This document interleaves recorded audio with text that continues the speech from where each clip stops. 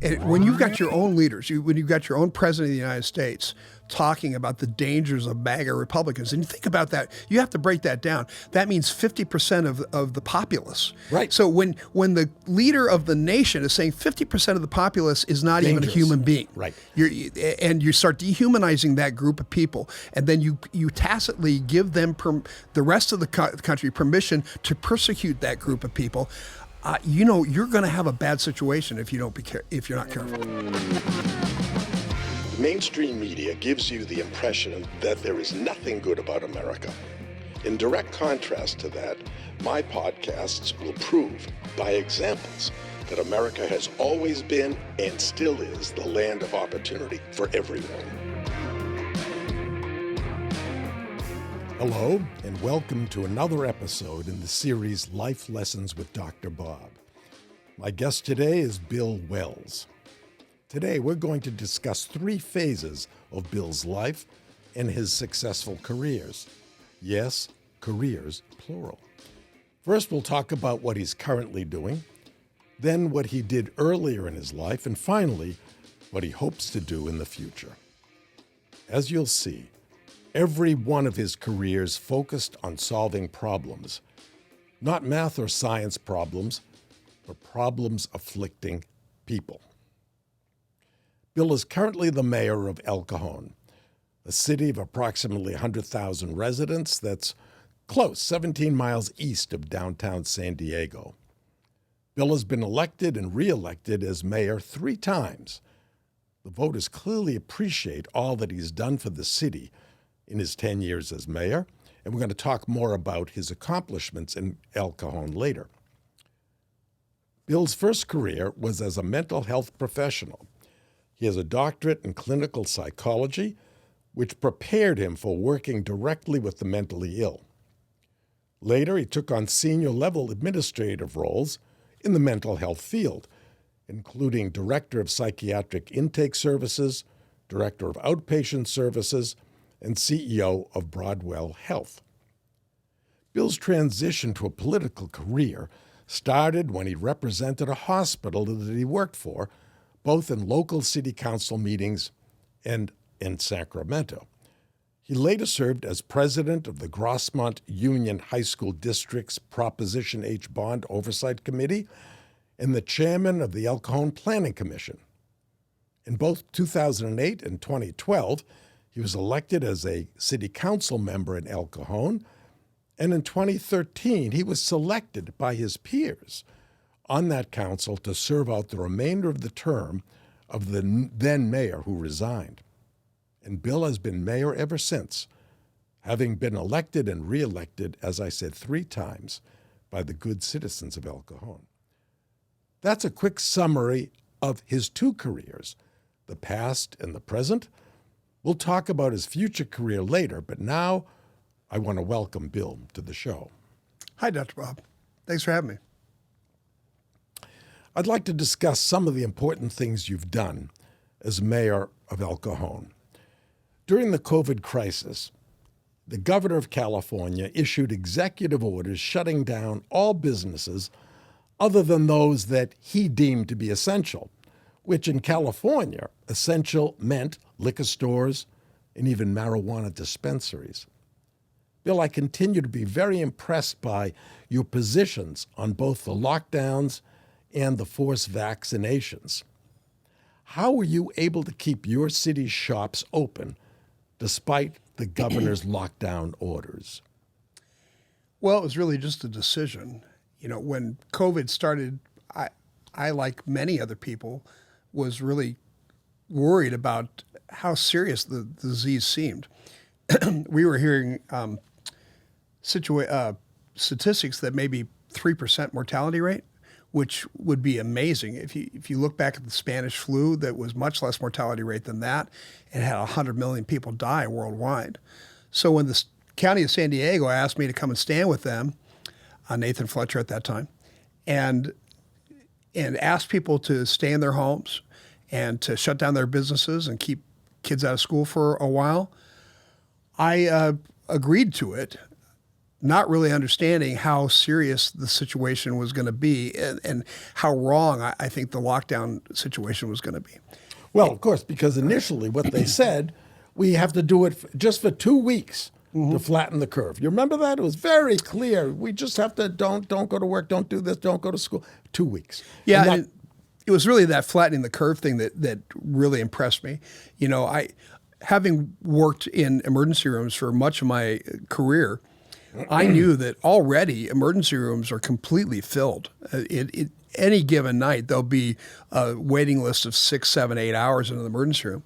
Imagine if you had a situation where you had sick people everywhere trying to come into the hospital to get treatment for pneumonia, and the emergency rooms were already blocked and the ICUs were already busy.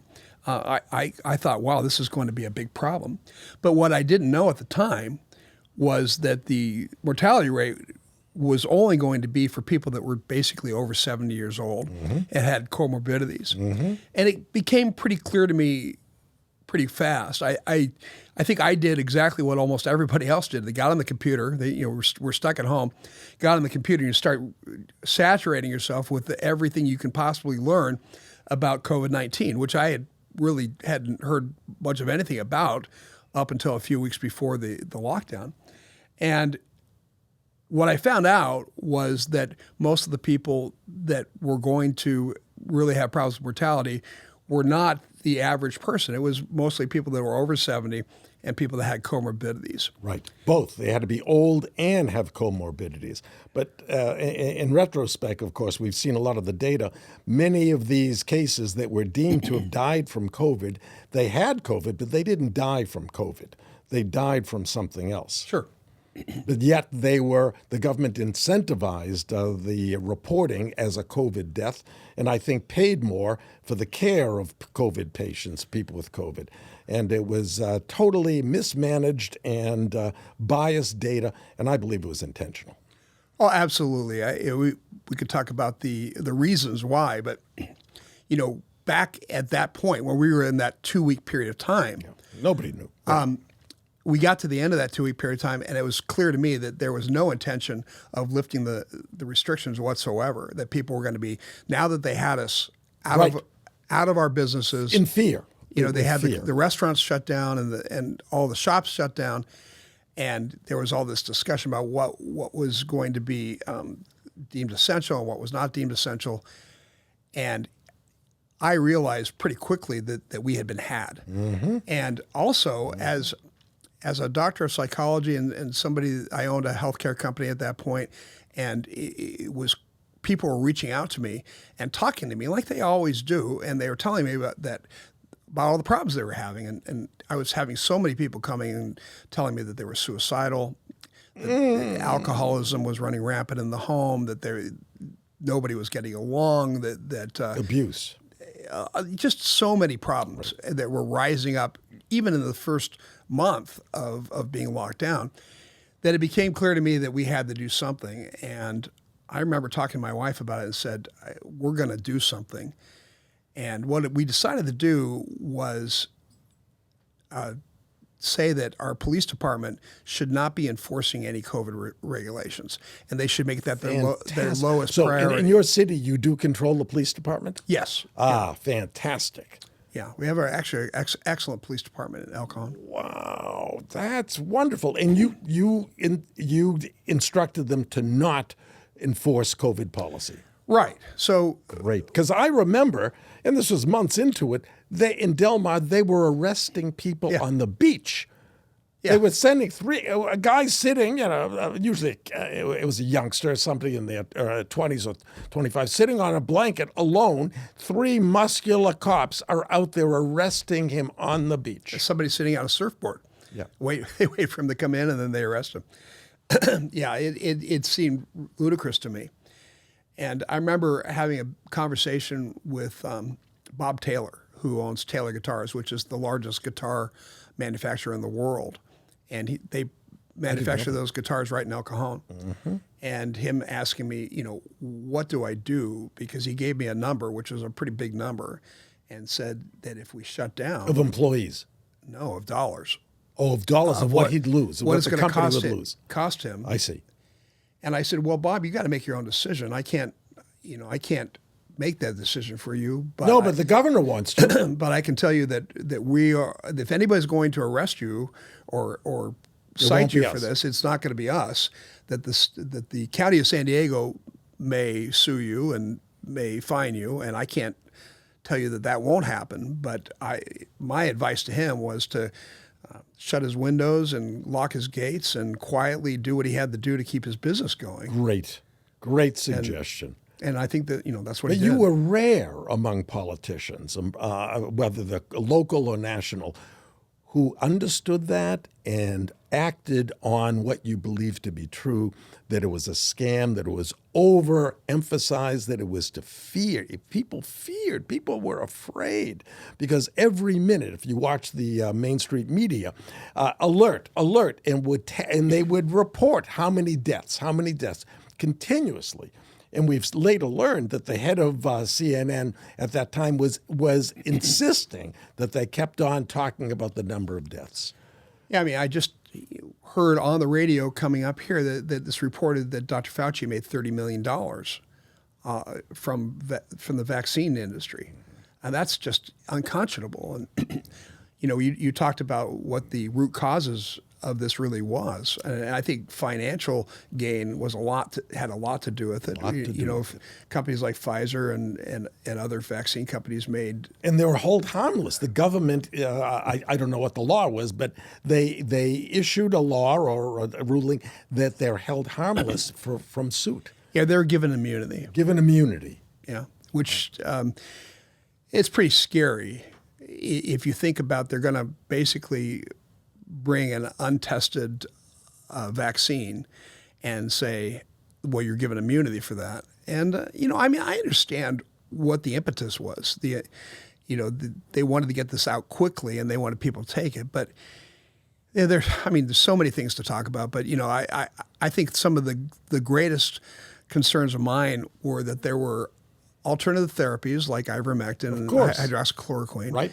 And there was no reason not to let people take that, but yet they would destroy doctors who were doing it. Laws. Right. If you had privileges at a hospital and you were prescribing ivermectin, you'd lose your privileges, and you would be sued by the state and by the medical board, and you lose you were deplatformed. You could lose for even saying. Or criticizing what was happening, or suggesting that it might be wrong. Yeah, so I saw a lot. Look, but you did the right thing, and that's just so impressive for an individual in a rather small city to take such a bold stand, and I'm impressed. At the time, it felt really foolish because I felt very strongly it was the right thing to do, and I've always been committed to doing the right thing. And I never intended to be a politician. I don't even really consider myself a politician. And so I was pretty sure that I was throwing my career away, my political career away. I remember telling my wife, I said, well, this is the end for me. And it looked like it might be for a while. They started calling me COVID Bill, and I was vilified by the county and by the city of San Diego and by most all local politicians and national politicians. And in addition, you may let it be known that you would hire first responders, police or fire, who didn't want to get vaccines, but who were being forced by their other departments in other cities, that you would hire them. That was a little later. But yeah, we hired 10 San Diego cops.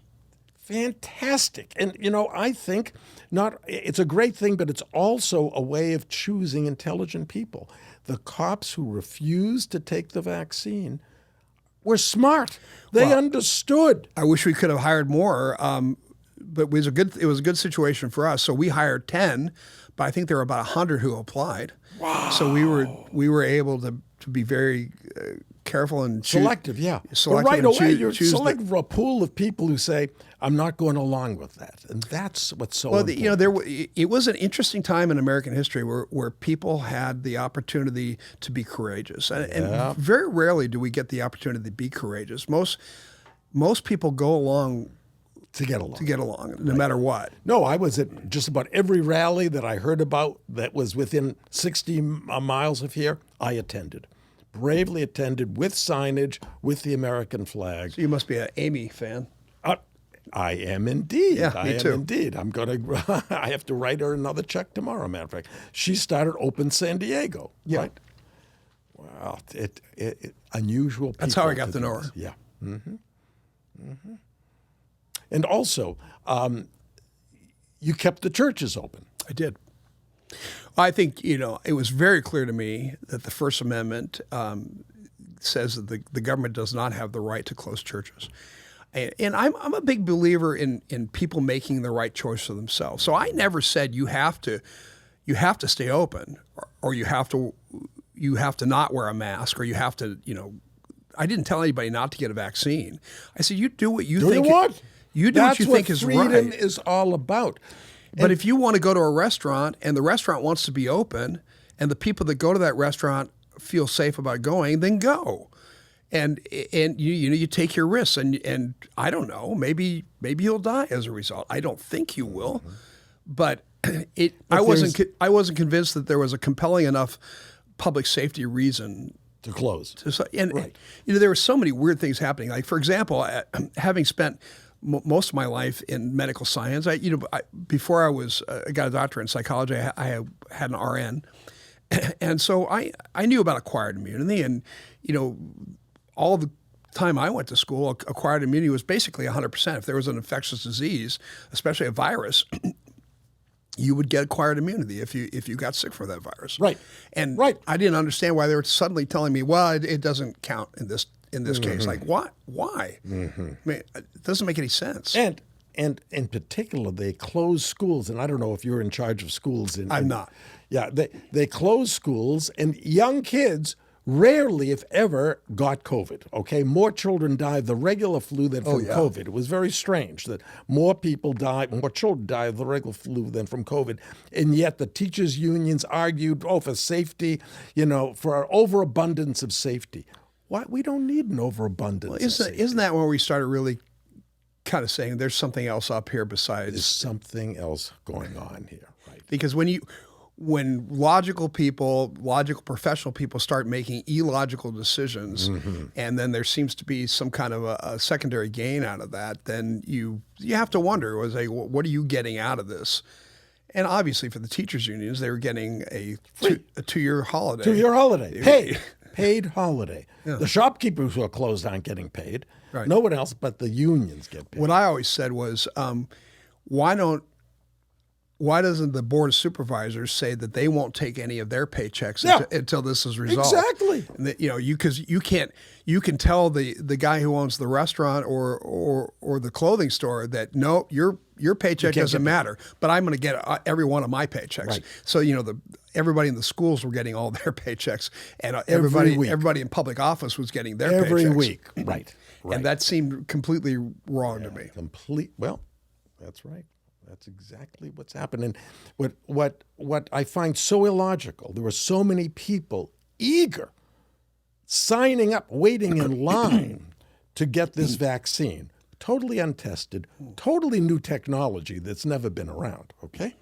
These are the same people that won't get, when they buy food, they're going to Whole Foods or they're going to Jimbo's or they're going to Trader Joe's because it's organic food. They won't have GMO product. They won't eat lettuce that has been genetically modified, but they'll fucking stand in line to be injected, into their bloodstream with an unknown quantity of something that is genetically modified, that modifies your own immune system. It is beyond understanding, right? Well, it's interesting. I don't want to get in the weeds, but during COVID, I got very interested in totalitarianism.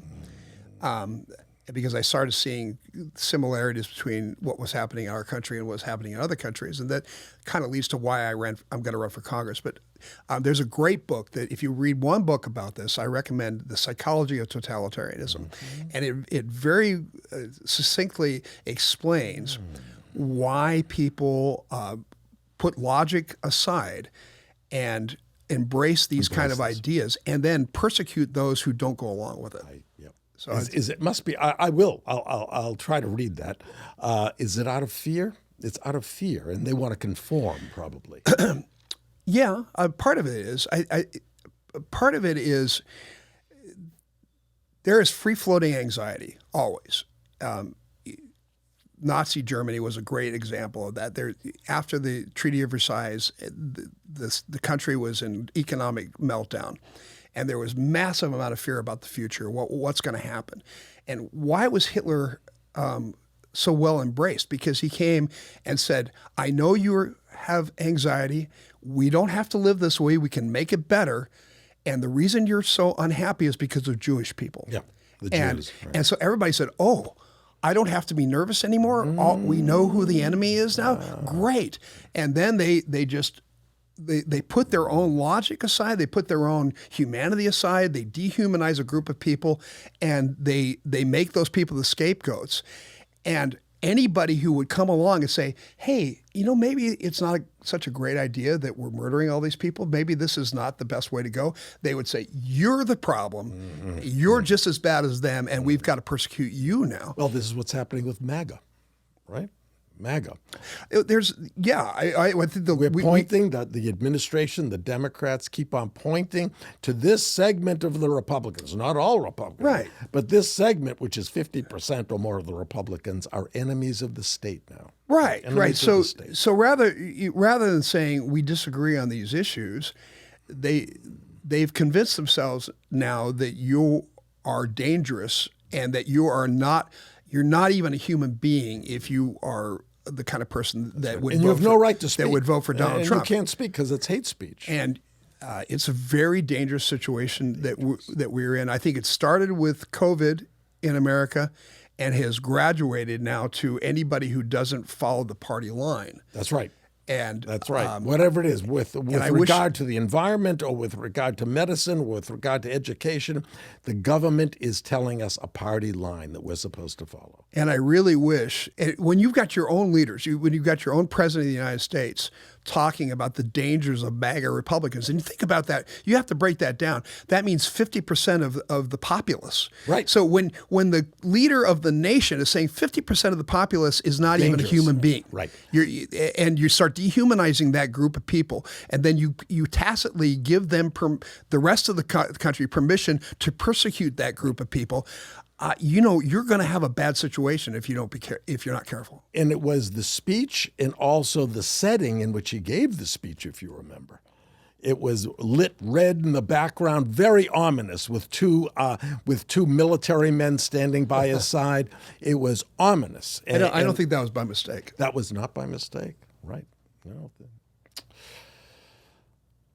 Although El Cajon is a small city, Bill, it has many of the same problems that we read about in much larger cities like San Francisco and L.A. So let's dive into homelessness. When I grew up in Boston, there was the occasional vagrant, but there was not a homeless population. That seemed to change starting in the 60s. What happened, Bill? What caused the homeless crisis that we are now experiencing? Well, I can tell you what happened. I can't tell you why, because it defies logic. But what happened was the state of California and liberalism in general, a hardcore leftist, and I want to make clear, I'm not attacking all Democrats. I think that Democrats, for the most part, are great people that have lost their control of their party to these radicals. So, but radical leftists have decided that the way to be compassionate is to allow people to do whatever they want and to stop all barriers to living the life that you want to live. So we're going to pass laws that say you can do drugs in public. You can sell drugs in public. You can't be arrested for doing drugs. We're going to close prisons, and California's closed 2 prisons in the last few years.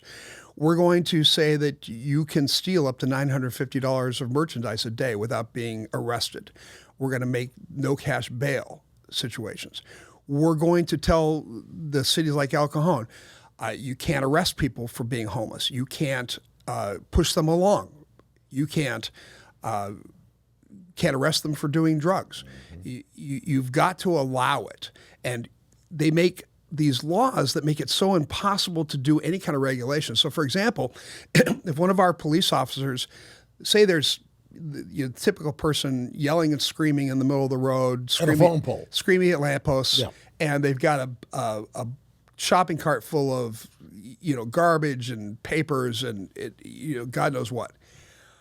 The police officer, if they're going to take that person to the hospital or they're going to do any kind of intervention, they've got to take every one of that person's possessions down to the city hall or the police station, bag and tag each one of those things. It take them up 10 hours to do that. They are not allowed to stop the person from having the shopping cart. If the person is even violent with them, if it's not like massive violence, but if it's just punching a police officer, something like that, they can't arrest them. So what I think has happened was California went ahead and said, if you want to be homeless, if you want to drop out of society, do all the drugs you want to do, and not have to have a job, that's okay. Come here and do it. We'll not only make it easy for you, but we're going to give you a cell phone, and we're going to give you a couple $1,000s a month in benefits. We're going to give you free medical care. We're going to make sure that nobody bothers you or hassles you. Even if you rape somebody on the side of the road, we're not going to get involved. Believe me, I can tell you this not by being a politician, but I worked in the emergency room of Paradise Valley Hospital for 20 years. I did psychiatric evaluations. So I can tell you that this is what's happening. Also,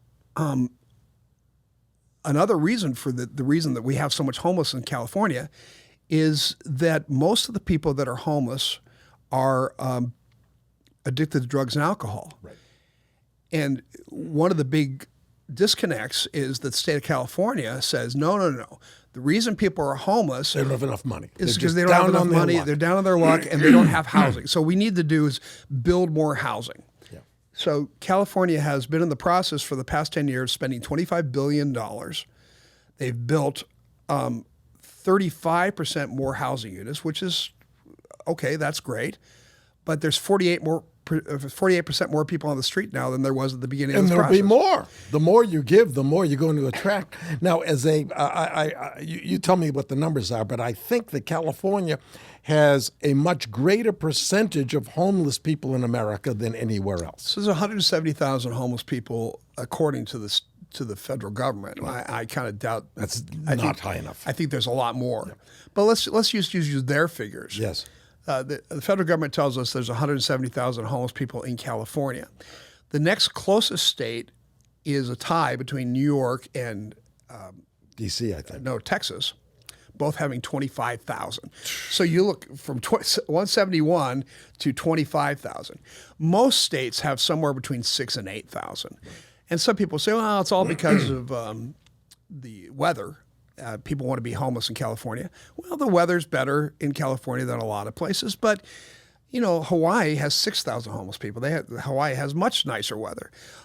Arizona has fairly comparable. It's a little hotter, but it's fairly comparable weather to California, and they have 12,000 people. So it's because of the giveaways then. It's because of the giveaways and because of the lack of prosecution. Yes, the blind eye that we turn to, and the encouragement that we give to people. So now, as you well know, San Francisco is destroyed. Mm-hmm. You can defecate on the streets. You can urinate on the streets. You can take your shopping cart into the 7-Eleven and just put all the stuff into. We've all seen the videos. We've all seen the videos. And so we've created this anarchy and this sense of lawlessness, mm-hmm. which I believe that the legislators in California know exactly what they're doing. Mm-hmm. I believe they want to tear traditional America down to its studs and rebuild it as a communist utopia. And that goes exactly along with everything that you've seen in the Russian Revolution, the Chinese Revolution, the French Revolution. You destroy the society first. You destroy the society, even to the point where you change the calendar, the street names, and everything has to go away. Mm-hmm. You can't. All the statues have to be torn down. No history. You always destroy the synagogues and the churches because if people have religion, they can't worship the state. Mm-hmm. And I believe that that's what California is doing. And then there's some people think I'm a little nutty because I say that, but the proof seems to be in the pudding in this respect. Well, I'm reflecting back on my younger years when I was a graduate student at MIT, and I was doing psychological experiments to determine how people recognize things in order to make smarter computers to recognize things. And at that time, one of the people who came in to be a volunteer for the experiment was a very strange individual, a young girl. And I later learned, after seeing she was off the charts on everything I was measuring, that she was a former or a current mental patient. And she told me about the Mental Patients Liberation Front. And this is how it started, I think, in our society. It was in somewhere around the 60s, I think, late 60s, when the left said that instead of keeping mental patients in separate hospitals where they can be clothed and fed and cared for against their will. We'll talk about that in a minute, because they're mental, all right? They don't know what they're doing. So at some point, you have to let the state or people take charge of their life. So when I grew up, there were in every major city, it was called the state hospital, which is where they put the mental patients. Yeah. And what happened in the 60s, the left took control and they said, no, first of all, you can't hold people against their will, right? They have rights. Everybody has rights, which is sort of true. So there has to be a process, but you can't hold them against their will. Furthermore, it's better for them, Bill, to be integrated into the community. That's more healthy for them. And you can see what happened now. As far as I know, there's no such thing as a state hospital. I don't know if you can commit people anymore, probably for a week, but that's probably all you can commit them for. So there's always been a percentage of society in every country that's mental. They're either on drugs or they're on alcohol or they're just plain crazy, all right? And curing crazy, as you know, as a clinical psychologist, not easy to do. Takes years, if at all possible. So we're left the same percentage of people today as always in history are crazy, but in the past they were housed and kept away from the rest of us so that they could live a protected life and that we could enjoy life and not step in human shit when we walk down the street.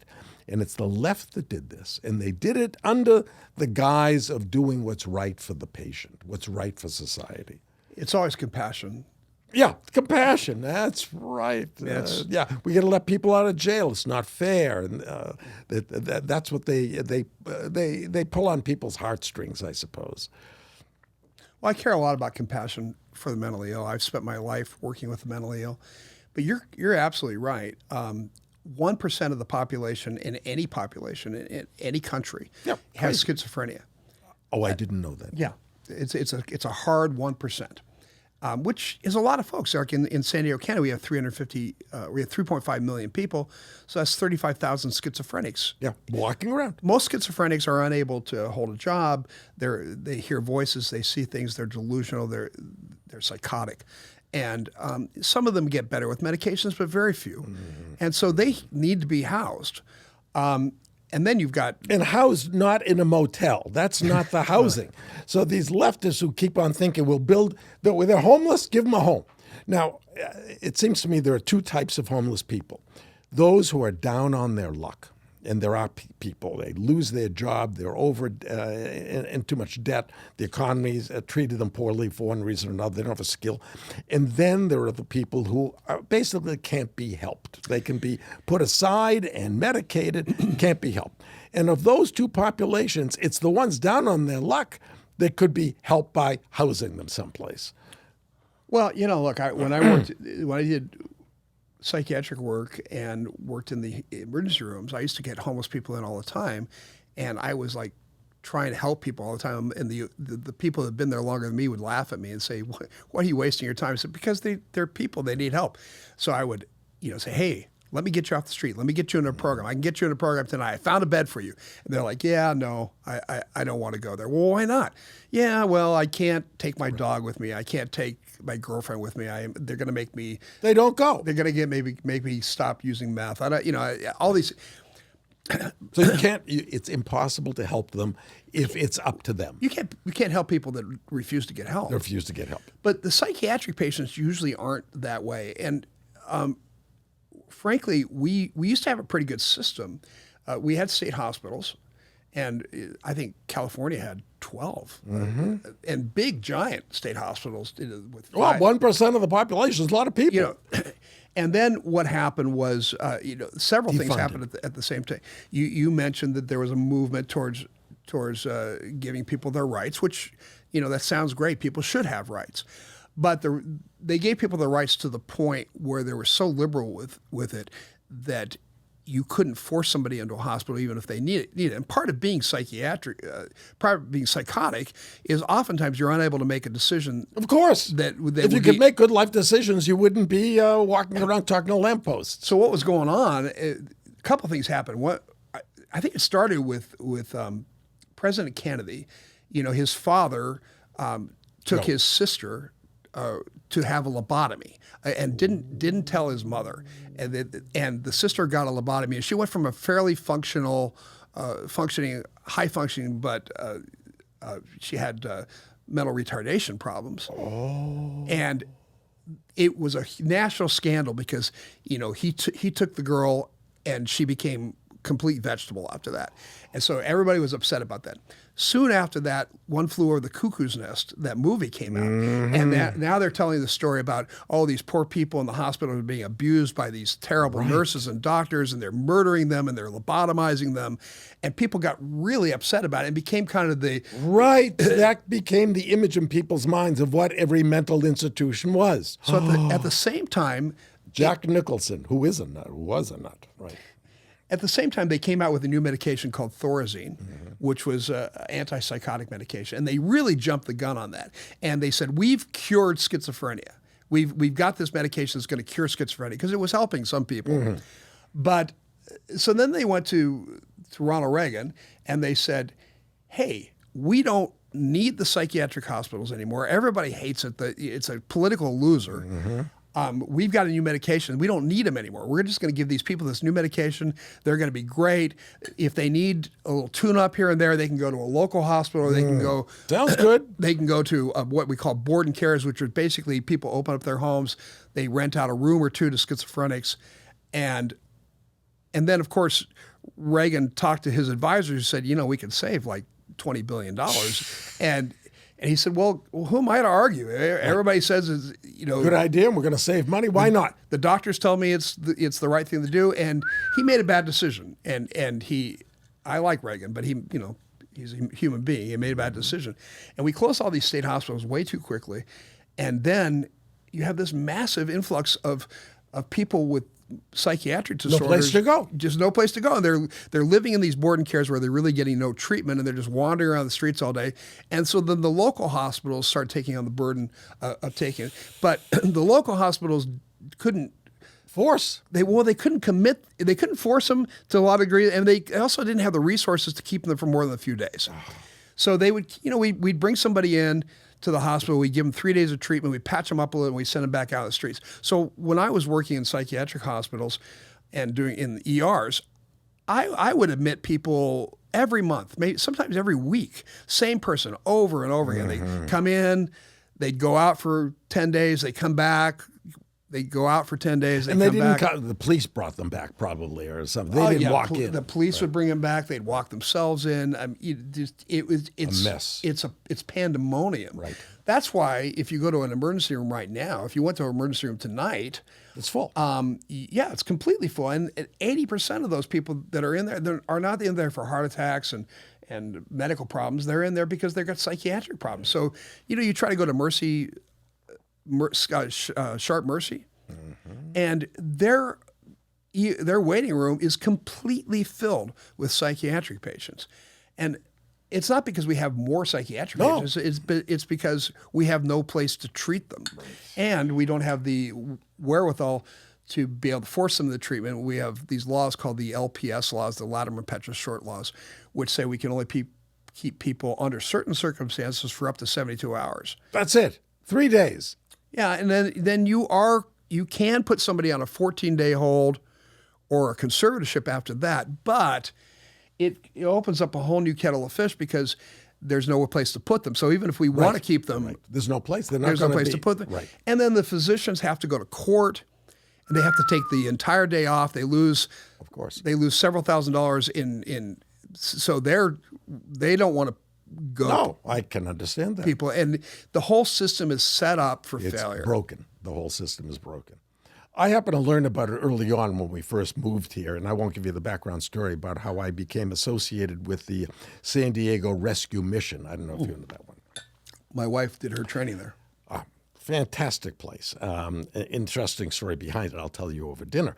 But I took a tour, and they showed me that they just moved into a newly renovated building, and it had beds for 200 people. It's the old Harborview Hospital. Right downtown. And I said, well, how many people are here? He says, 100. I said, well, I see a lot of people on the street and they're begging, homeless vet, this and that, I need help. And, why aren't they here?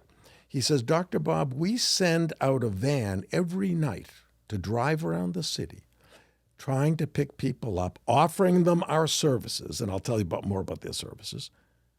They don't want to come. It's They absolutely don't true. want to come. We have rules here.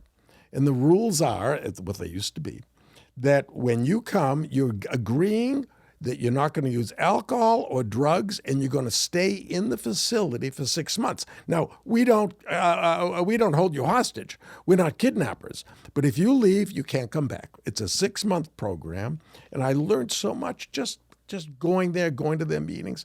They clean them up physically. Then they send them, they have instructors who are going to train them in something, whether it's going to be waiting tables, dishwashing, whatever. And after 6 months, I have to tell you, Bill, brought tears to my eyes. I go to the graduation ceremony, and these people look like you and me now, the people graduating, okay? Now, these are the people who are down on their luck, or recognize that the drugs and alcohol were not going to work. So they self-admitted themselves into this program. And there's some religion to it too, which I think is great. Believe in Jesus, believe in something other than the Democrat Party is important to believe in. And these people have been saved, and they're going to be productive. No, they're not going to become, president of GE, but they're going to be productive citizens. They have jobs. They may be sharing an apartment with a roommate, but they're not going to break the law, and they're no longer a burden on society. But the problem is that 90% of the people on the street don't take that opportunity. They don't know how. They can't, whatever. They have to be incarcerated. They have to be put in state hospitals. It worked before. It'll work again. Oh, you're absolutely right. I think people sometimes tell me that homelessness can't be cured. Yeah, well. And I said, well, why were we able to live in San Diego in the 60s, 70s, 80s, 90s without homelessness? Right. Now it's not that poverty is any worse. Now that we've let the genie out of the bottle, it may take quite a bit of effort to get it all back together. But yes, if you had a concentrated effort, you took that $25 billion, that's a lot of money, $25 billion that we spent on housing first, and you spent the same amount of money building state hospitals and going to people and saying, look, John, you've been arrested 5 times now, and we're not going to take your word for it anymore. You're not going to live on the streets anymore. You're going to have to do something. What we recommend is a state hospital for a year. And no, I won't do that. Well, I'm sorry. Then you're going to have to see a judge, and he may very well tell you that you're going to be incarcerated. Bingo. That's what needs to be done. And that's not, people say that's so mean. It's so uncompassionate. Well, I say allowing people to die on the side of the road in their filth. Disgusting. In their addictions. And to be preyed upon by others. To be raping each other and assaulting each other. And I mean, all of that, that's not compassionate. It is much more compassionate to offer people a clean way to survive. Right. And maybe it could be reviewed every 6 months or every year to see if there's time for them to be released. Sure. But I mean, there's a lot we could do to avoid the kind of one flew over the cuckoo's nest situation. That was a bullshit story. You could have a panel of 6 physicians that reviews cases on a 3-month basis, and I mean, there's a lot you could do. I think we should put safeguards in to make sure people aren't becoming abused by the system. But because, as you know, in China and in Russia, those systems were abused. They took people like you and me, and that's where I think things are heading. If you're MAGA, there's something wrong with you. You have to be re-educated. And, well, I don't know that we're so far away from that in America today. That's the fear. That's the fear. Okay, public safety now. Let's talk about this. Another issue that is on my mind, everyone's mind, Bill, is public safety. Yeah. The freedom to go shopping, to walk the streets, or to visit a park without fear. Lately, when you walk into a drugstore, you see products, and we're talking ordinary off-the-shelf products, not prescription products, but products that you want to buy, but you can't put into your shopping basket until a clerk opens the case for you. We're talking about shaving cream, for crying out loud. What has happened to law and order in America, Bill? Well, I think you're right. It is throughout all of America, but California is probably the worst of it. And we talked about this a little earlier. California passed laws. There was 54 and 45 and 54, the SB 45 and 54, that basically changed everything about they're in 2 different ways. One is a decriminalized crime. And so we talked about the $950 $950 or less. And that's per incident. Yeah. It's not per day. I understand that you can go back the same day and take $950. Well, the truth is we're not going to arrest anybody for any kind of theft. Right. That's the truth. Yeah, there's just no, even if you want to be a hardcore and arrest them, the DA is not going to prosecute them. And you've got Soros prosecutors throughout the United States that won't basically prosecute anybody or hold anybody accountable for bail. And, unless you're white. Well, you can say that. Yeah. I do think that there is a discrimination and a prejudice. I think if I pull my pants down and take a poop in San Francisco, I would get arrested. Yeah, I thought about that too. I wasn't ready to take the chance, but I bet I would get arrested. But the other part of that is this whole concept that prisons were racist by nature. And so California has gone to great lengths to close prisons and to basically decriminalize crime. So, there are things that you would automatically think of as a serious crime. For example, having sex with somebody who is not conscious. Mm-hmm. That's generally, right. I would think that almost any society would think that was a serious crime. You haven't had their agreement. That's a misdemeanor now. It's a misdemeanor. Mm-hmm. Being involved in a drive-by shooting is a misdemeanor now. And there's just lists and lists of crimes that used to be considered serious violent felonies that are no longer considered serious violent felonies. Drive-by shooting, in other words, with guns, being involved is a misdemeanor. Yep. Ooh, and how are you going to incentivize police to go out there and arrest and investigate and find that guy? Oh, right. Well, that's and take his life at risk because there was a drive-by shooting. They have guns. How and you're going and it's going to be a misdemeanor for which they may not even have to show up to court. I tell you something. What cop is going to go chase that guy? Even more frightening is this new idea of getting rid of qualified immunity, which qualified immunity means that if you are a police officer that shoots somebody or has some kind of incident, the city is obligated to defend you, to pay for your legal defense. Right. The state of California is trying to pass a law right now saying that we would abandon qualified immunity. So you the police officer, the cop, is going to be responsible for paying for his own legal fees. For his own legal fees. Oh. Yeah. So you've got incidents all over the nation where police officers are being put in jail for.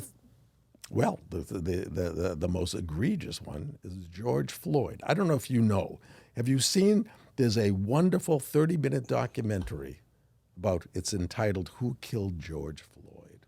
I haven't seen it, but I certainly know a lot about it. I will send it to you. Once you see this, and it's all through police security cameras, you will see that who killed George Floyd? George Floyd killed George Floyd. He had triple overdose of narcotics in his system. The cop didn't kill him, and it's very clear through this video documentary that you'll see I forget his name, Chauvin. He followed police procedures. Putting your knee on the back of a person you're restraining is the procedure he was taught, and it's in the manual, which they show you during this documentary. It's a horrible, horrible miscarriage of justice that he, and I think 3 other cops who were with him, 2 of which it was their second day on the job, were all charged with murder or participating. Well, that's the direction things are going. If you take away qualified immunity, everybody goes resign from the police. Yeah. Nobody would be. We're already. My city is the only city in the county that has a fully staffed police department, and that's because we have You back them. Well, we have a very conservative council, and they know that we've got their back. So this whole defund the police movement and this, changing the laws, letting criminals be on the streets and not being willing to prosecute criminals, and now the idea of taking away qualified immunity, it's very difficult to justify going through what a police officer has to go through. No, it's ridiculous. No, nobody would take disrespect that they deal with, the danger they deal with, And I know a lot of police officers. I knew police officers not only from being mayor, but from my time working in emergency rooms. And they're, for the most part, fine people who really, really care about people, who really go out of their way to help. Protect and serve. That's what they really are doing. They're protecting and serving the people. Without the police, this is going to be a jungle. This is going to be a jungle. And I think that's intentionally where it's going. I agree. It's going in the direction where people are going to have to defend themselves. All right? That's what I think it's going to go to.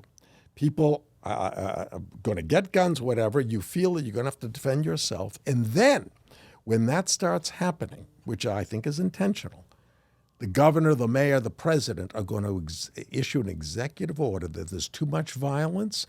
And for 2 weeks, we got to flatten the curve. And what we're going to do is take away your guns just for 2 weeks.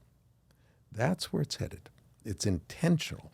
So they can come under some executive order. And everybody is going to say, thank God that somebody's doing something because there's been too much violence on the streets. They're going to quiet it down. Yeah, the hard part there is explaining how taking away the guns from people who don't commit crimes is going to reduce the violence from people who use guns who do commit crimes. Because the people who commit crimes, by definition, are not going to stop committing crimes because you took away the gun. Even if you could get I mean, they're not going to turn their guns in because that's right. because they're not law-abiding citizens. Right. So Right. it's it is frightening. And I think that's where it's. If you're a student of history, you'll notice that the countries that have asked people to give up their guns never give them back. They never give them back, and they're the ones who really fall into Dictatorships. Yeah. Whether it's communism, it's fascism, it doesn't matter. They're the same. Different side of the same coin. Yeah, okay. Another problem that we have to worry about, what's happening in our schools. Oh, yeah. It's a hot topic for parents these days about what kids are learning in school and the intentions of their schools and what they're doing. So who controls the schools in El Cajon? There's a school district. It's a government body unto itself. So we have no say in what happens in the schools. I see. It's a school. And that is the way it is everywhere in California. And it's a separate district. I mean, they're voted into El Cajon. Yeah. So it's not San Diego County that controls the schools. It's your own school district. No. So there's a El Cajon school board. There's a Lakeside school board. There's a Santee school board. There's a San Diego school board. I see. They get voted in. But as I understand it, there's a bill in California in front of the legislature now, SB, I think it's 596, that if it becomes law, it would make it illegal for parents to disrupt school board meetings. Yeah. Now, everyone's against disruption, but who defines what disruption means? I mean, in my mind, it would mean, you're bringing a gun there and screaming and yelling. That would be, in my mind, what disruption means. So, yeah, I'm against disrupting. But in the people who run the school boards, disruption might very well be, you talk 2 minutes longer, and I didn't like your tone. And under that condition, they would be charged with breaking the law under that ruling. You know, disrupting could be anything that they want it to be. So is that bill in process now? It is in process, and it's very chilling because the whole idea of being disruptive is part of the American experience. Right. The American Revolution. It was we fairly were disruptive. Yeah, it was fairly disruptive. And look, I mean, we should all be really afraid at this. The whole idea of not being able to go to a city council meeting and speak and speak your mind. And, you know, when people come to city council meetings, mostly they're nice, but sometimes the people are really mean. And they say really... Well, they're upset. That's why they're there. Nobody wants to waste their time. They say angry, abusive, aggressive things. Yeah.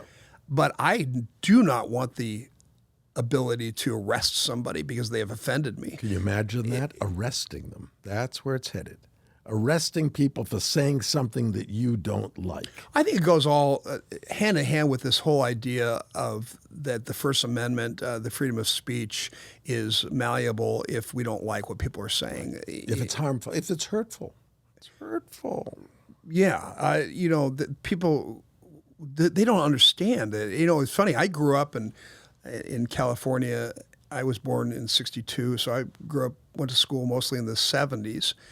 And I remember being in high school in the '70s and college in the '80s, where all my professors were pretty much radicals, you know, leftists, and they screamed about the idea of freedom of speech. You know, they Berkeley was the centerpiece for freedom of speech. You know, they would say it is incumbent upon the Constitution that we all be allowed to say whatever we want to say, even if it makes your blood boil. Mm-hmm. And they drilled that into us, and I actually believed it. I believe it too. You know, and you know, now with COVID really launched this whole concept that if we say things that are when you talked about who defines what disruption is, well. Who defines what disinformation is? It's the same kind of concept. So whether you're saying things that are considered to be disinformation, or whether you consider to say things that might hurt your feelings or hurt somebody else's feelings, the freedom of speech obviously protects that. And I think this all goes hand in hand. That's what it's for. It's to protect speech that you don't like. If we're all saying it's a sunny day, we don't need freedom of speech for that. That's exactly why the founders of our country put it into the Constitution. And I think the founders believed that the country was strong enough to be able to survive hurt feelings and, you know, upsetedness. Yeah. And Bill, there's another very problematic bill in California. It's Bill 665, and I don't know the process about how these bills get turned into law, but this bill, if passed, would allow children between the age of 12 and 17, I don't know why they picked that age, to receive mental health treatment without parental consent or notification, basically keeping it secret from the parents. Now, as I recall, Bill, schools won't allow a student to take a Tylenol without parental consent. So what is happening here? Why do you think that the legislature is thinking of passing a law that would make it possible for young kids to be treated psychiatrically without the parents' knowledge? Well, it's all because of transgenderism. I mean, right now, if you are a child and you want to get either surgical treatment or hormone treatment, you have to go first to a psychiatrist or a psychologist and get that person to sign off and say that they're mentally stable enough to go on to this more invasive medical treatment. And of course, if the parents are involved, the parents are very apt to say, wait a second, I don't want my kid to take hormone therapy. Maybe once they're 18, if that's what they want to do, I don't like it. But, I can't stop them. But, when they're under my roof and they're under my control, I'm not going to play this game. And I think that the government has a real vested interest in people, at least they feel like they have a vested interest at this point, in allowing people to transition. And so they're looking at ways that they can circumvent the parents. Yes. When I first started in psychiatry in the 80s, we also had a contagion, which was anorexia bulimia. I remember this. Yeah. It became popular, sort of. Very popular. It was fairly unknown. It was really rare. Nobody was really treating it. And then Karen Carpenter died of bulimia, and Oprah started talking a lot about it, and it started getting on the covers of magazines and stuff. And all of a sudden, teenage girls who, by their very nature, are often very conflicted and unhappy in general, saw an opportunity for them to put blame for all their unhappiness on an issue. I see. And so suddenly we see this massive increase in the people that were saying that they had anorexia and bulimia problems. And we saw it as a social contagion at that point. And we didn't let the children dictate the treatment. So children would come and say, I'm too thin, or I'm too fat. I need to be thinner. And that's even if they weren't fat, you could see that they were not. So and I was just starting in mental health at the time, so I worked on some of these units. And we would see these 14-year-old girls that weighed 75 pounds and saying, I'm so fat. And we were not told to tell them, that's a real problem. Maybe we should give you some medication to make you lose more weight, or maybe we should give you, a surgery to help you lose more weight. No, we would say, well, I know you feel that way, but there's probably a more deep-rooted psychological problem that's causing you to feel this way. Let's explore it. We should explore that. Right. And in the meantime, we're going to make sure you eat a healthy meal. You don't have to gain a lot of weight, but you have to stay at a certain level, or we're going to force feed you. And everybody agreed that was the way to do treatment. So with gender dysphoria, the DSM-4, or DSM-5, which is the latest iteration, would always. What does DSM stand for? The Diagnostic and Statistics Manual. Okay. So I believe the last DSM to look at gender dysphoria as a psychiatric condition was DSM-4. And at that point, the DSM-4 was very clear that preponderance of people that would deal with it, and we're talking an extremely small percentage of the population, but was almost always boys, and was almost always preschool boys that would come out. What age is that? It's 5 to 7? Like 3 to 6. Yeah, okay. They would say, I feel like a girl. I want to play with girls' clothes. I want to play with girls. I don't want to play with boys. I don't want to play sports. I want to be around girls. I want to dress like a girl. I feel like a girl. And it was a very unusual situation, but it did happen with boys. With girls, almost never. And almost never anybody in adolescence. So then it goes along up until about 7-8 years ago.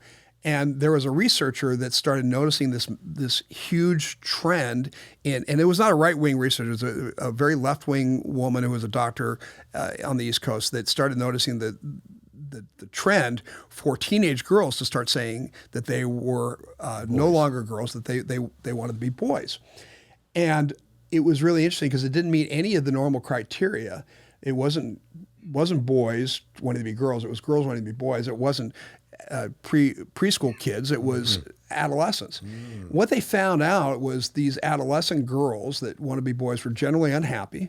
They generally ran in the peer group with several people in that same peer group were also saying that felt the same way. They felt the same way. They were deeply immersed in social media and they were watching videos and TikToks and all about this is how you bind your breasts. This is how you get the hormone treatment. This is how you get, and we saw a 4,500% increase. 4,500 in just a 1 year period of time. It went from almost zero to a massive number of girls, and what happened was the school districts and the left wing of politics really embraced this idea. It's another minority that we can exploit, right? I think that, and also don't underestimate the power of money. You know, to take a girl from being a girl to being a boy is a $1.6 million payout to the system, And probably insurance has to pay these days. Yep, hospitals, doctors, 1.6 million. pharmaceuticals for each one. And also, I think that what happened was when the LGBT community had their big fight about marriage, and they've eventually won that fight. I think a lot of people thought, okay, they won the big fight. They've got all the same rights as anybody else has. They can get married. They're just going to quit now. But there were these big organizations, big political organizations that were raking in billions of dollars in people donating to these funds, and so they needed to Another cause. They needed to perpetuate it. Right. Now, they can't. Marriage is not a big issue now. You can't get fired. see. You can't get fired from your job for being gay. You're not going to lose anything. There's nothing that can be taken away from you. You've got complete autonomy or a parity within the population. Right. And so they had to find something else. And the next big cause was transgenderism. I never thought of that. That money drives it and organizations raising money. But unlike the bulimia epidemic, now children dictate their treatment. They come in and they say, I'm a girl and I think I should be a boy. And they say, of course you do. Mm-hmm. Why wouldn't you want to do that? And let's get you hormone therapy and let's get you surgery. And telling people all along that, there's no harm that comes there. Well, there's massive harm that comes there. There's lifelong biological problems that come with taking medication, taking hormone treatment, and of course, we know that most of these surgeries are irreversible. And from a psychological point of view, when people used to complain about they had transgender Traits or issues, we knew that if a doctor would talk to a parent and say, "Don't worry about it," 97% chances they're going to grow out of it. They're going to grow out of it. Right. And we used to see tomboys and right. It was right. And then would oftentimes effeminate males would often be just that's okay. Just be right. gay. Yeah.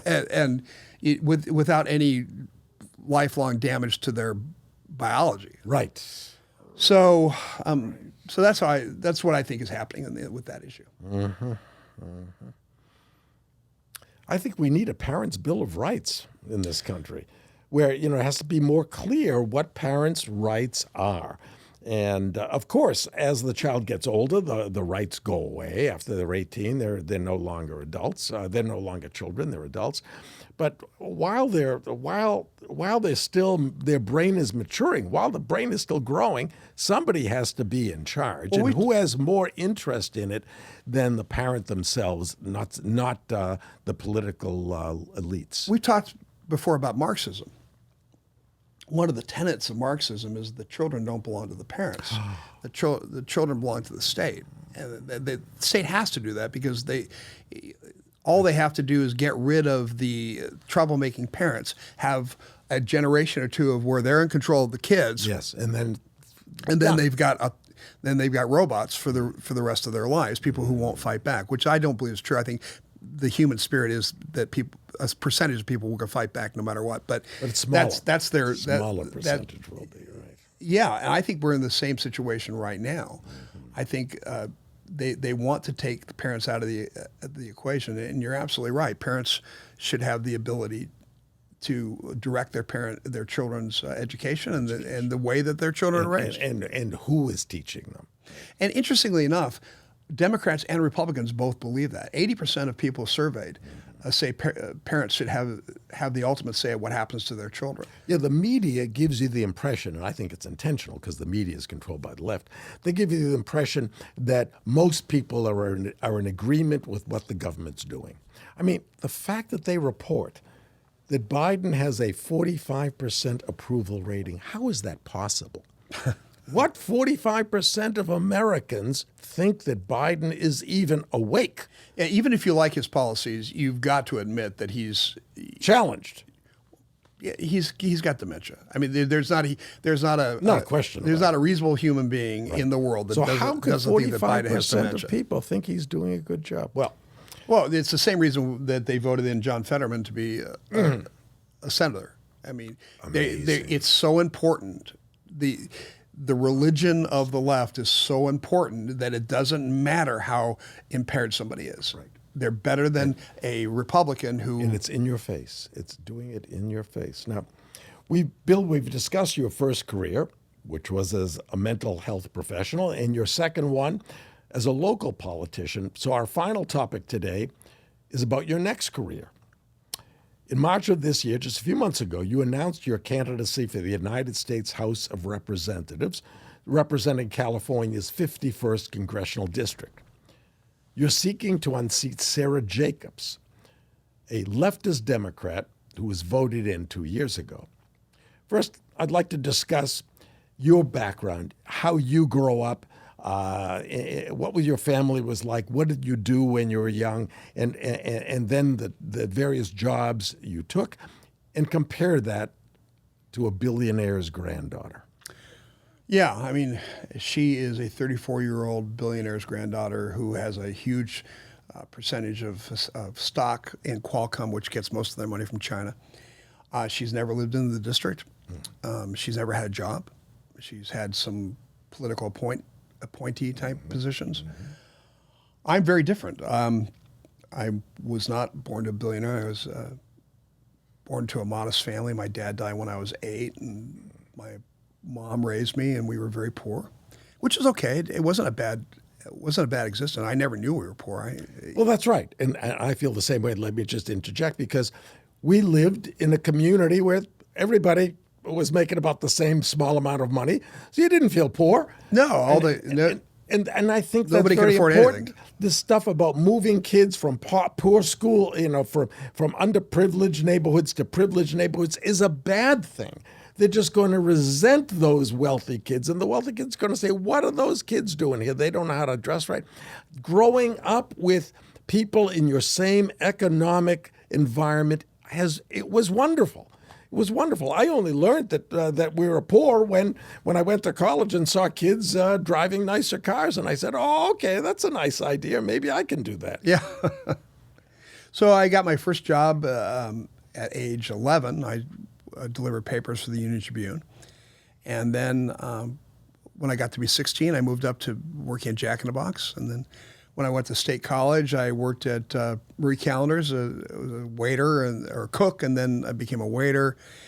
And then I graduated college, and I just could not see myself taking a job. So I went and worked as a musician. I did that for about 7 years. Mm-hmm. That's a career that I missed. Yeah, that's okay. I don't talk about it too much, but I played in piano bars, and I traveled with a band back east, and I really enjoyed that.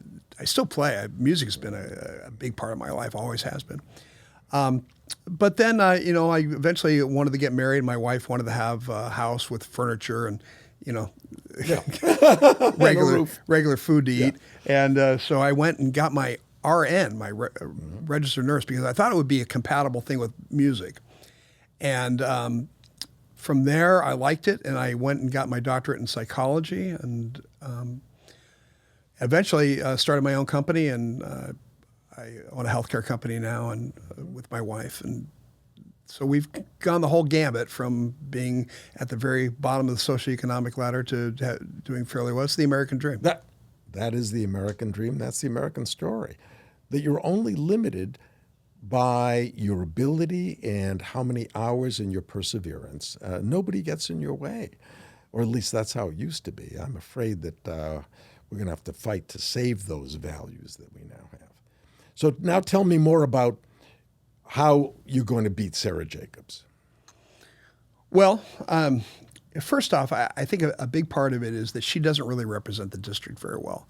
The kind of congressperson she is and her political ideology is more suited to San Francisco or parts of New York, but very, very, very liberal area. She's very aligned with the Squad.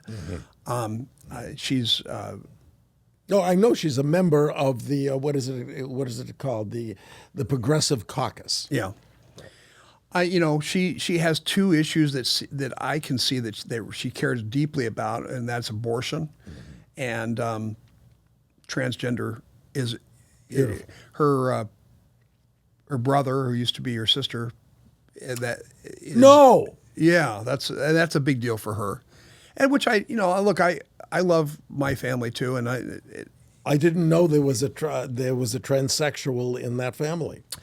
But the people that live in this district have issues that greatly surpass those kind of paying for gas. this kind of energy independence. It's a big deal. California it's really hard to live in California right now. I just got a notice from my insurance company that my house insurance went up by $2,000 a year. Right. You had the food's about 30% more expensive. The gas is a good $2-3 more expensive here than anywhere else in the nation.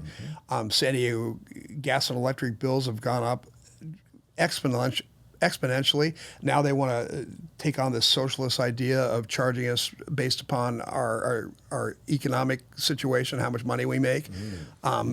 Even though people spent half their life saving buying solar because they were told that would get them out of it. Now they're going to have to pay in addition. San Diego wants to do a mileage tax. California has a 13% income tax. Huge. It just goes on and on and on. And the people that I talk to they're worried about survival. Right. They're not worried about transgender rights. That's really not their big issue. Right. Or abortion. Now they're told. Right. That's what they must believe in. Yeah. And a lot of people have fallen for that. But I think people are worried about getting out of their car and walking into CVS without stepping over homeless encampments. They'd like to be able to take the trolley down to the ballpark and watch a ball game, but it's too dangerous to do that. And if you park at Petco and you walk a mile or two to the ballpark, you've got to go past a gauntlet of tents, right? And where people may assault you and your kid. Not to mention the fact that if you take your family to Petco, it's going to be $500-600, and not when I was a kid, you could take the bus down there and go to the $5 bleacher seats, and I know everything changes, but I just feel like people are worried about law and order.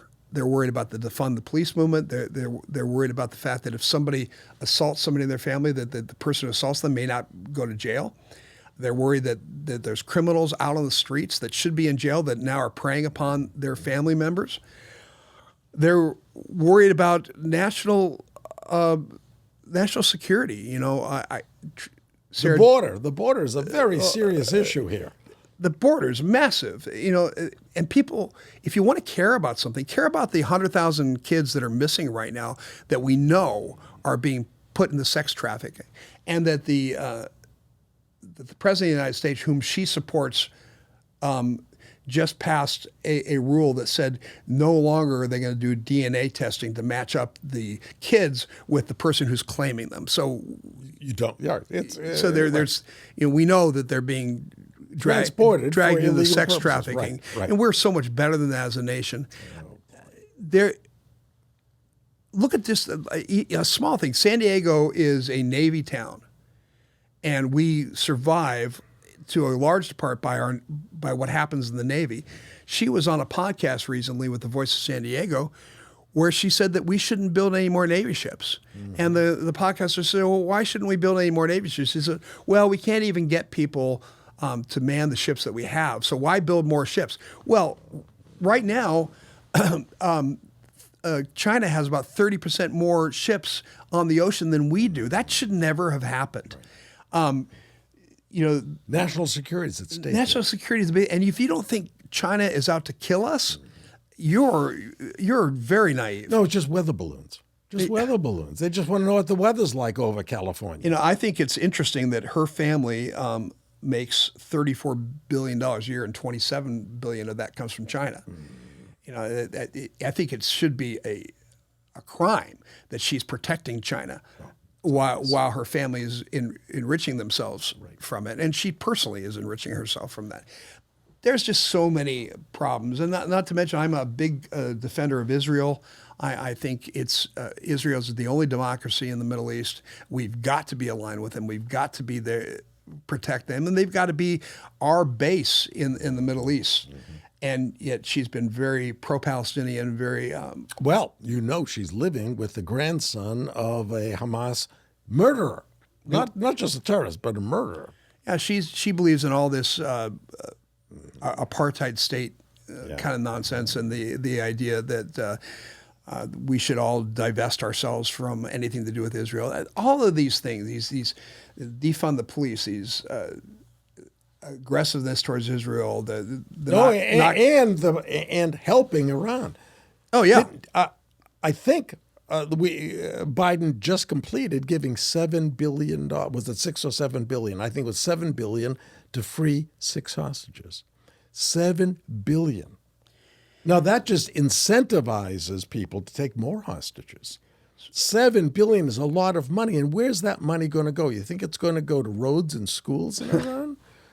No, Bill, we are being run now by people who hate this country. Oh, that would want to kill us. That want to kill it. That's who we're being run by. And I don't think the American public yet understands it. They keep on thinking, oh, Biden's making a mistake or that's a mistake. It's not a mistake.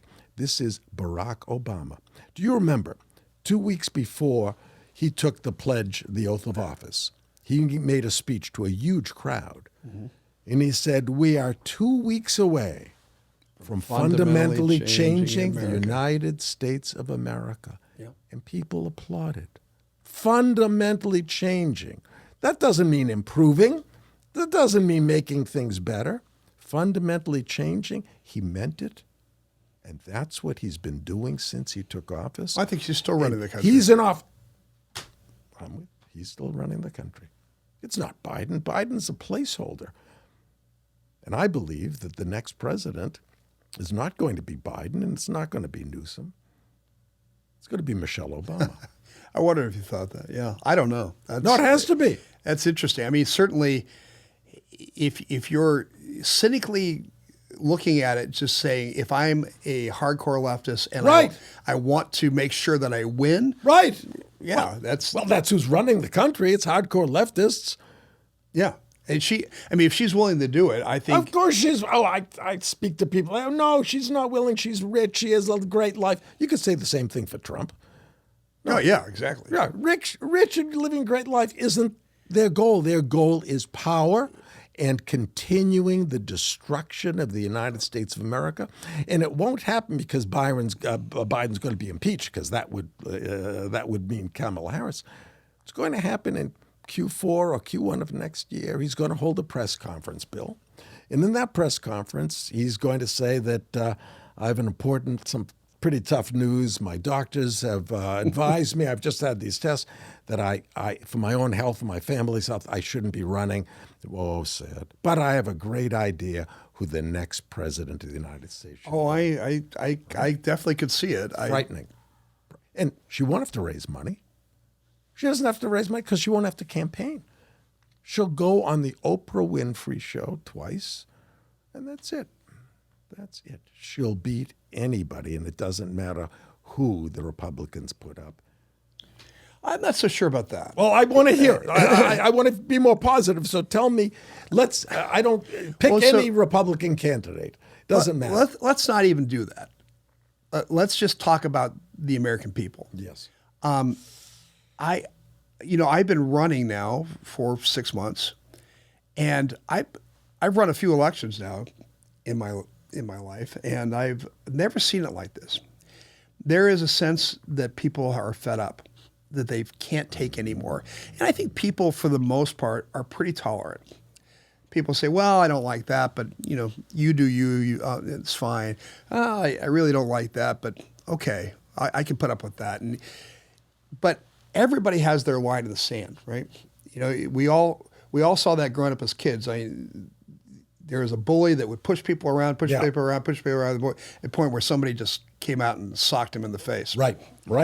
And I think America's there right We're now. there now, I hope. I get you're this. right. I get the feeling. People come up to me.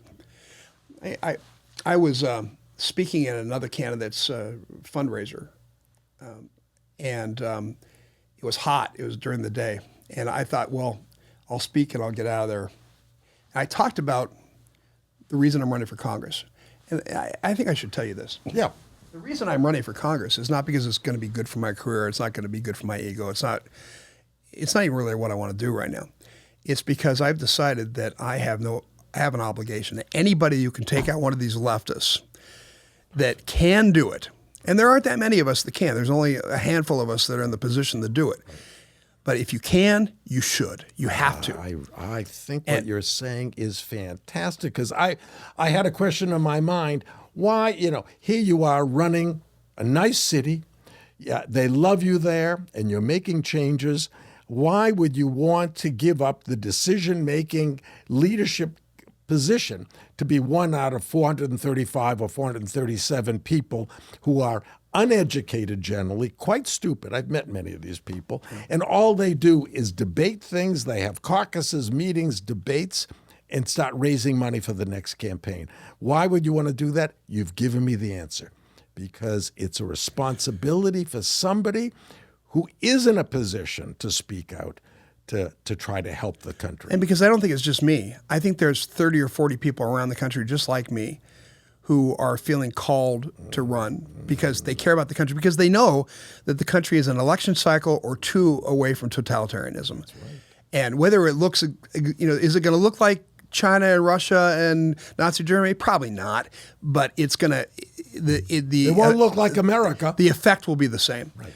But so when I gave this speech at this event, and I thought, well, we'll finish up and then we'll go home, and I say goodbye to my host, and I started walking out, and people lining up to talk to me. So I stood there and I talked to them for 2.5 hours, and people just were so passionate. They're like, we've got to save our country. Mm-hmm. And I'd never seen that before. I've never seen, people are pretty blasé about politics. Because it almost didn't matter, Bill. In those days, which is 20 years ago, whether it was a Republican or Democrat candidate, let's say for president. Yeah, agreed. They both loved America. They had different views, sure, on labor unions or this or that or defense. But, taxes. But they loved the country. That's not the case now. So that's why people are sort of up in arms. And hopefully it doesn't end up in arms, but that's the passion that you're feeling. Because people love their children, and they love their grandchildren, and they want them to have the same life they've had. Yeah. Right. Agreed. Well, as I promised earlier in this podcast, you learned today that Bill Wells is a people person. He's a man who cares about people, homeless people, people with mental problems, people who are victims of crimes, and ordinary, everyday people who, because of bad policies at both the state and federal level, are having an increasingly difficult time paying their bills and living peaceful lives. Bill, thank you for spending time with me today, and thank you so much more for your past accomplishments and for your continued efforts to help people in your city, our state, and our country live better lives. Thank you so much, Dr. Bob. I had a great time. We need more honest, experienced, hardworking, and common-sense people like Bill Wells in public office. If you want to return our country to its Judeo-Christian roots, then help him get elected to Congress in November. Go to his website, all one word, wellsforcongress2024.com, wellsforcongress2024.com, and sign up to volunteer, or better yet, to donate to his campaign. I did. Thank you for watching, and if you enjoyed this episode of Life Lessons with Dr. Bob, please subscribe and you'll be automatically notified of future podcasts in this series. Thanks so much for listening to another episode of Life Lessons with Dr. Bob. If you enjoy these interviews with some of today's most influential thought leaders, please follow and rate the show on your favorite podcast platform. And don't forget, you can also watch each episode on YouTube as well. We'll see you next time.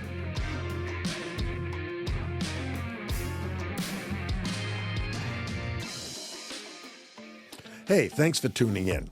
I appreciate reading your comments on YouTube and social media, and now you can submit your questions on my website as well. Head over to lifelessonswithdrbob.com and click the question tab at the top of the page or the one on the right side of the screen, and let us know what's on your mind. I'll answer your questions at the beginning of each episode, so let it rip. Let's have some fun.